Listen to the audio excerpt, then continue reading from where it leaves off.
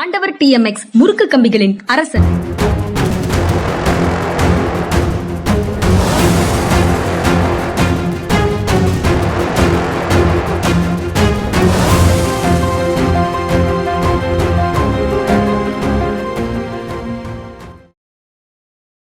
வணக்கம். இது மனிதா மனிதா. இந்த 2-3 நாட்களாக ஒரு 50 ஆண்டுகள் கடந்து போச்சு. 1976 ஜனவரி 31 திமுக ஆட்சி கலைக்கப்பட்ட நாள். அதற்கு பிறகு திராவிட முன்னேற்ற கழகத்தை சார்ந்தவர்கள் வரிசையாக கைது செய்யப்பட்டார்கள். நாட்டில் அவசர நிலை பிரகடனப்படுத்தப்பட்டிருந்த ஒரு காலம். இன்று முதலமைச்சராக இருக்கக்கூடிய மு.க. ஸ்டாலின் அன்று கைது செய்யப்பட்டார். சிறையில் மிக கடுமையானதொரு தாக்குதலுக்கு உள்ளான நாளாக பிப்ரவரி 1-2 தேதிகள் இருக்கு. இந்த நாட்களில் தான் 50 ஆண்டுகளுக்கு முன்னால சிறையில் கடுமையாக தாக்கப்பட்டார். இன்று அவர் நமக்கு முதலமைச்சர் அப்படிங்கிற நினைவோடு நாம் பார்க்க வேண்டியது இருக்குது. அரசியல் காரணங்களுக்காக கைது செய்யப்படுபவர்கள் வளர்ச்சி பெற்றுக் கொண்டே இருக்கிறார்கள் அப்படிங்கிறது ஒரு பாடமாக இது போன்ற நிகழ்வுகள்ல நமக்கு தெரியுது. சரி, எல்லாரும் பரபரப்பாக பட்ஜெட்டை பற்றி பேசிட்டு இருக்கும்போது நாம பட்ஜெட்டை பற்றி பேசாமல் கடந்து போக முடியாது அப்படின்னு புரிந்து கொள்ள முடியுது. ஆனா பட்ஜெட்டை பற்றி பேசுவதற்கு என்ன இருக்கு? நேற்று பட்ஜெட் உரை நிதியமைச்சர் தொடங்குவதற்கு முன்னால நேற்று 10-11 மணி வரைக்கும் காலையில கலைஞர் தொலைக்காட்சியில இதே நிகழ்ச்சியில பங்கேற்றிருந்தேன். என்ன எதிர்பார்ப்பு என்று கேட்டார்கள். எதுவும் இல்லை அப்படின்னு சொன்னேன். அப்புறம் தொலைக்காட்சி நிகழ்ச்சிகள்ல பங்கேற்கக்கூடியவர்கள் யாராக இருக்கிறார்கள் அப்படிங்கறத பற்றி அங்க பேசினேன். பொருளாதாரம் குறித்து பேசுவதற்காக வரணும்னா பொருளாதார நிபுணர்களாக இருக்கணும் அப்படின்னு மட்டும் நான் சொல்லல. பொருளாதாரத்துல டிமாண்ட் அண்ட் சப்ளைன்னு 2 பகுதி இருக்கு. சப்ளை அப்படிங்கிறது சந்தைக்கு பொருட்களை உற்பத்தி செய்து கொடுக்கக்கூடிய தொழில்துறை. அந்த துறையின் சார்பாக பொருளாதார வல்லுநர்கள் ஏற்கனவே அந்த துறை சார்பாகத்தான் பேசிட்டு இருக்கிறாங்க. அது தவிர தொழில் அகங்களை சார்ந்தவர்கள், தொழில் அதிபர்கள், அவங்களும் பட்ஜெட் சமயங்கள்ல எல்லாரும் வந்துடுறாங்க.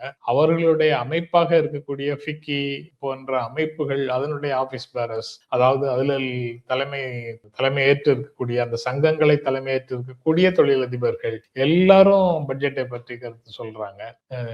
டிமாண்ட் சைடு சந்தையில தேவையை பிரதிநிதித்துவப்படுத்தக்கூடிய மக்கள், இது யாரு? மக்கள் பகுதி, அந்த பகுதியை சேர்ந்தவர்கள் யாரு? மக்கள். அந்த மக்களை பிரதிநிதித்துவப்படுத்தக்கூடியவர்கள் யாராவது அந்த தொலைக்காட்சி விவாதங்கள்ல இருக்கிறாங்களா? அரசியல் கட்சிகளை சேர்ந்தவங்க இருக்காங்க, அவங்கதான் மக்கள் பிரதிநிதிங்கிறது ஒரு பக்கம் இருக்கட்டும். இன்னொரு பக்கம் தொழிற்சங்கங்களை சேர்ந்தவர்கள் அல்லது மக்களுடைய நலனுக்காக அவ்வப்போது போராட்டங்களை நடத்தக்கூடியவர்கள், மக்கள் நலன் செயல்பாட்டாளர்கள் போன்றவர்கள், அல்லது வெவ்வேறு செக்மெண்ட்ல இருக்கக்கூடியவங்க, ஆட்டோ ஓட்டுநர், உதிரி வியாபாரிகள், தள்ளுவண்டி வியாபாரிகள்னு பல்வேறு செக்மெண்ட் இருக்குல்ல மக்கள் பகுதியில, விவசாயிகள், அவங்களுடைய பிரதிநிதிகளாக இந்த தொலைக்காட்சி விவாதங்கள்ல ஏதாவது பார்ட்டிசிபேட் பண்றாங்களா?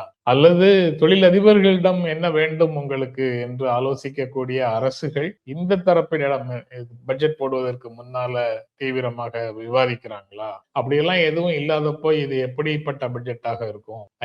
ஐக்கிய முற்போக்கு கூட்டணி ஆட்சி முடிவுக்கு தேசிய ஜனநாயக கூட்டணி ஆட்சிக்கு 12 வருஷம் ஆகுது. கிட்டத்தட்ட 12 ஆண்டுகள் ஆகுது. அந்த ஏற்கனவே 10 ஆண்டுகள் 11 ஆண்டுகள்ல என்ன விதமான பட்ஜெட்டை இந்த அரசு கொடுத்தது? அப்போ பட்ஜெட் ஒவ்வொரு வருஷத்துக்கும் எவ்வளவு நிதி நம்ம திரட்டுகிறோம், எவ்வளவு செலவு செய்கிறோம், பற்றாக்குறையை எப்படி சீர் செய்கிறோம் போன்ற வரவு செலவு அறிக்கை மட்டுமா? அப்ப வரவு செலவு அறிக்கைன்னு சொல்லாம நிதி அறிக்கைன்னு சொல்றோம். அப்புறம் அது வெறும் டெபிட் கிரெடிட் என்ட்ரி மட்டுமா? அதுல பாலிசி டாக்குமெண்டாக, அது அரசின் கொள்கை அறிக்கையாக அதை நம்ம பார்க்கறது இல்லையா?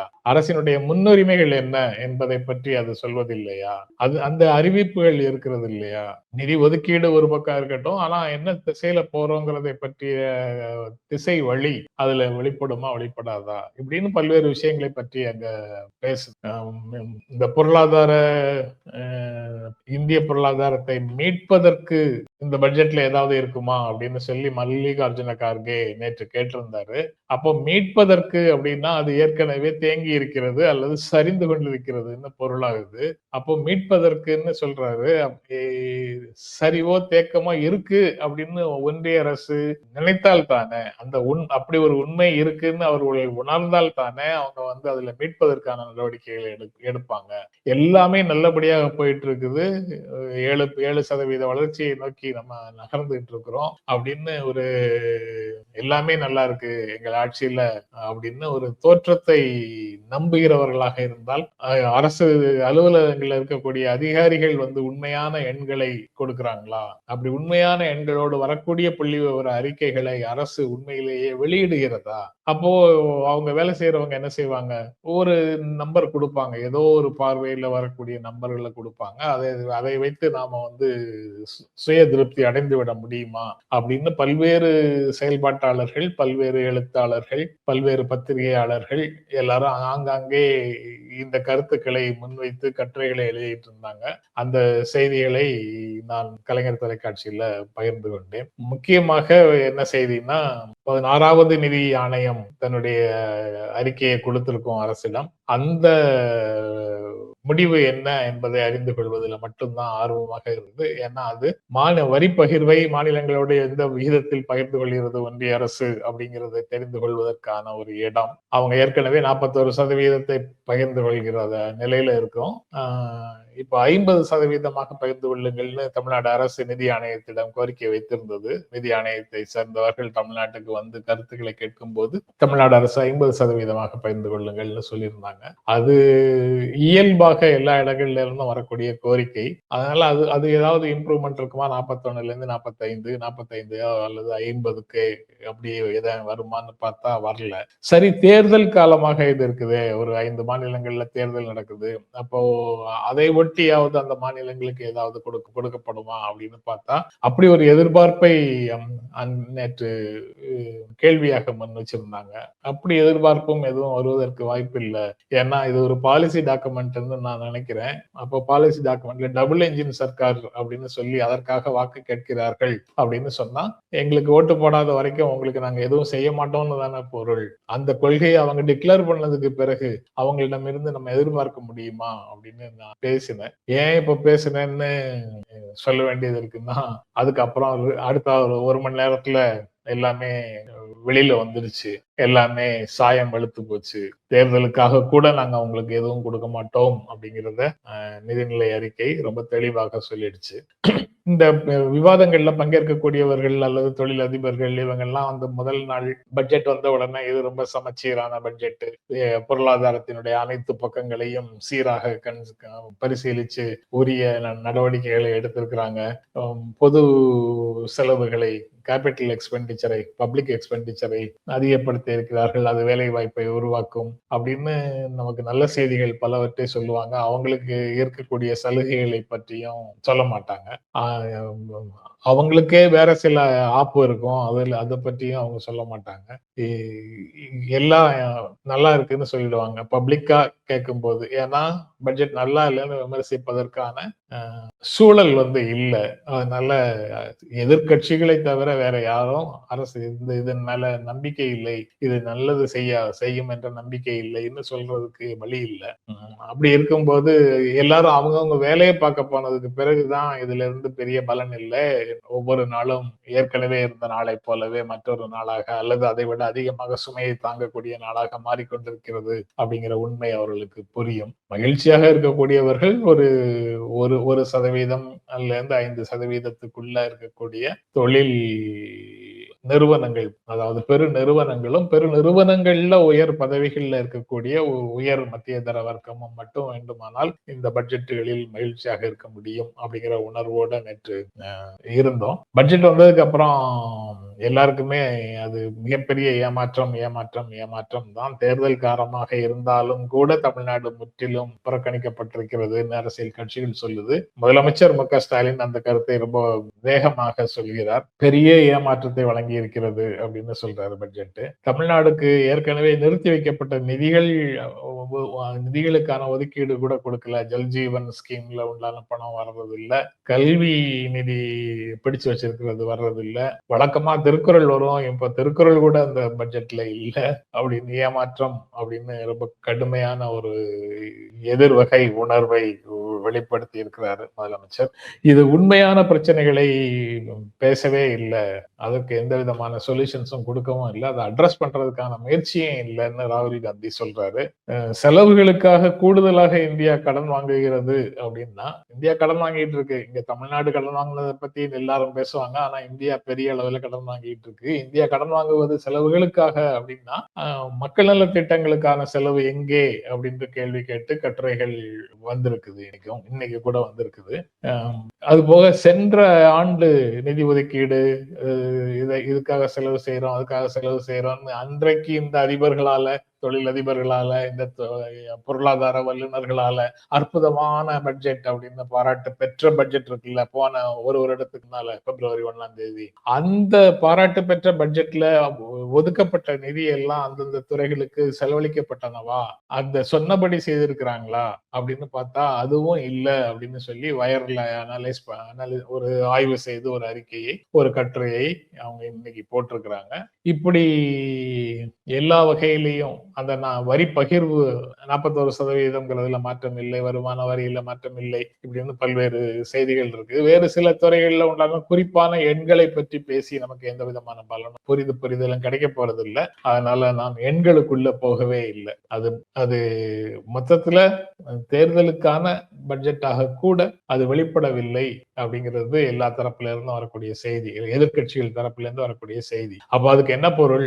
நாங்க இங்க வெற்றி பெற மாட்டோம், அதனால அங்க எதுவும் அறிவிக்க வேண்டியது இல்லை அப்படிங்கிற முடிவுக்கு ஒன்றிய அரசு வந்து விட்டது. கேரளாவுக்கோ தமிழ்நாட்டுக்கோ மேற்கு வங்கத்துக்கோ எதுவும் அறிவிக்க வேண்டியது இல்லை அப்படிங்கிற முடிவுக்கு வந்துட்டாங்களோ அப்படிங்கிற எண்ணத்தை அது உருவாக்குது. அப்படி ஒரு பக்கம் அந்த மாதிரி பட்ஜெட்ல இருந்து அதை புரிந்து கொள்ள முடியும்னா, முதலமைச்சர் வந்து நேற்று இந்திய கம்யூனிஸ்ட் கட்சியினுடைய 100வது ஆண்டு நிறைவு விழாவுக்கு போயிருக்கிறார். வள்ளுவர் கூட்டத்துல நடந்தது. அந்த கூட்டத்துல பேசும்போது சொல்லியிருக்கிறாரு, நமக்குள்ள இருக்கக்கூடிய தோழமை தான் சர்வாதிகாரத்தை வீழ்த்தும், நமக்குள்ள இருக்கக்கூடிய நட்பு தோழமை தான் பாசிசத்தை வீழ்த்தும் அப்படின்னு சொல்லியிருக்கிறாரு. அதாவது உங்கள ஒருவனாக நானும், என்னில் பாதியாக நீங்களும் இருக்கிறோம், அப்படி அந்த மாதிரி தான் நாம இருக்கிறோம் அப்படின்னு சொல்லியிருக்கிறாரு. இதன் மூலமாக ஒரு செய்தியை திரும்ப திரும்ப உறுதியாக சொல்கிறார்.